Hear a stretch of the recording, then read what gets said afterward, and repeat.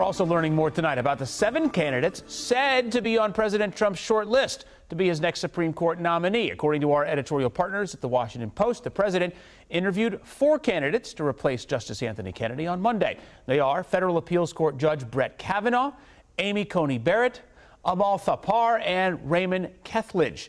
Now, White House Press Secretary Sarah Sanders says the president will talk to 2 or 3 more potential nominees later on this week. One big thing we want to talk about here tonight, the Trump administration announcing today it will be rescinding Obama-era guidance that encouraged schools, colleges, and universities to take a student's race into account in order to promote diversity in the admissions process. Now, the change would essentially give schools and universities the government's blessing to take a race-neutral approach to students they consider for admission. So let's get into this. Joining us tonight is Fred Lawrence. He's a distinguished lecturer in law at Georgetown Law and the former dean of the George Washington University Law School and former president of Brandeis University. I want to talk about how this ruling affects to those prior roles you've held in just a moment. But first, this directive from the Trump administration today, does that spell the end of affirmative action? No, it's part of an ongoing discussion that will be heating up now, particularly just with your prior story about the change in the Supreme Court composition. Affirmative action could be an issue again in the courts. But this is another step in the affirmative action discussion, not the end. So for your role as head of the GW Law School and then as the president of Brandeis, how did your admissions officers deal with issues of race and affirmative action? We saw race and affirmative action generally as part of a much broader landscape of what's the best class we can put together. We want a class that was diverse in many ways in terms of where they came from, in terms of their backgrounds, in terms of their interests. Certainly with undergraduate schools like Brandeis, you wanted students from all 50 states if you could. You wanted soccer players, you wanted tuba players, you wanted biochemists, and you wanted philosophers, you wanted actors, and you wanted dramatists. So you want all of those things to put a class together. And yes, you want a racially diverse class as well.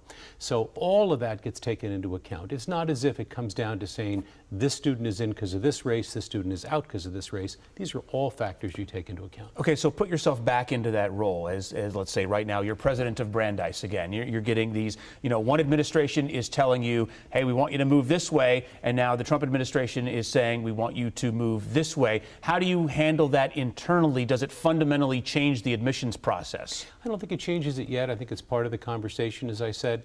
Right now, you look at what the law says, and the Supreme Court has spoken on this a number of times. The famous first decision, the Bakke case, that's back to 1978, involving the University of California. That was the first time the court looked at affirmative action and said you may not have quotas, but you may take race into account.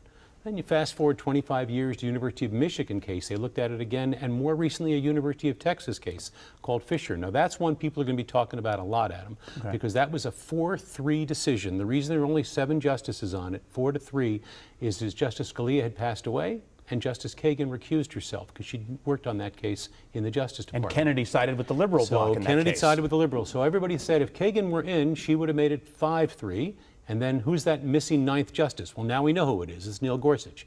That makes it 5-4. But now you take Kennedy out, you could have the court going the other way on affirmative action. So just to drill down on this, I picked something out of what you just said, that this directive from the Trump administration really doesn't change anything in the admissions process. It doesn't change the law. What it does do is it does change the government's position on whether race can be taken into account at all. So and what effect does that have? I mean, because it is, again, it's just guidance. It's not an executive order that has the full force and effect of a law. No, and you're making a very important distinction. It's not an executive order. It is guidance. It does give freedom for schools that don't wish to take race into account at all. But the law, the Supreme Court of the United States, still says that state courts, that state institutions, and even private institutions may take race into account to a certain extent. So then my final question for you is the logical next step here that the next Supreme Court justice could, in fact, be the key vote in deciding whether affirmative action stays or goes? I think that's right. We're looking at a whole series of issues. People talk about same-sex marriage, people talk about abortion,